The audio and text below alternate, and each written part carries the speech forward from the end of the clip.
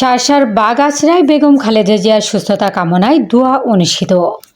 মোহাম্মদ শাহরুল ইসলাম রাজ, শার্শা প্রতিনিধির ভিডিও চিত্রে দেখুন বিস্তারিত।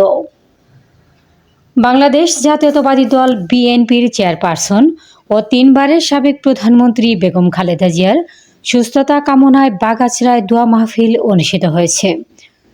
রবিবার বিকেলে বাগাছড়া ইউনিয়ন বিএনপি ও সকল অঙ্গ সহযোগী সংগঠনের আয়োজনে দোয়া মাহফিল অনুষ্ঠিত হয়।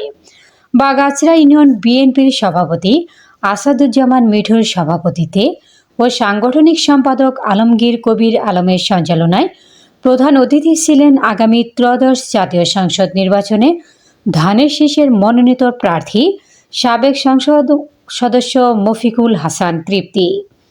এ দোয়া মাহফিলে আরও উপস্থিত ছিলেন উপজেলা বিএনপির যুগ্ম সাধারণ সম্পাদক তাজউদ্দিন আহমেদ, আইন বিষয়ক সম্পাদক মশিয়ার রহমান, উপজেলা বিএনপির তথ্য ও গবেষণা বিষয়ক সম্পাদক মোনাইম হোসেন, উপজেলা যুবদলের সদস্য সচিব ইমদাদুল হক ইমদা, সিনিয়র যুগ্ম আহ্বায়ক আলমামুন বাবলু, যুগ্ম আহ্বায়ক মেহেদি হাসান, উপজেলা স্বেচ্ছাসেবক দলের আহ্বায়ক রাকিবুল হাসান জীবন, বেনাপোল পৌর বিএনপির সভাপতি নাজিম উদ্দিন, সাংগঠনিক আব্দুল আহাদ, সহসভাপতি নাসিমুল গনি বল্টু, বাগাছড়া ইউনিয়ন বিএনপির সহসভাপতি শাহজাহান কবির, প্রচার সম্পাদক খন্দকার নাজমুল হক, সদস্য আলীবাবর বাবু, রাজু মোল্লা প্রমুখ।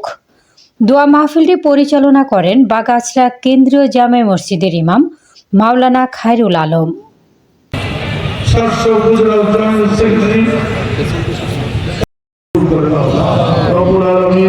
আল্লাহ তুমি আমাদের মনের যে ইচ্ছা যে উদ্দেশ্যে এখানে আমরা উপস্থিত হয়েছি আজকের যাওয়ার জন্য।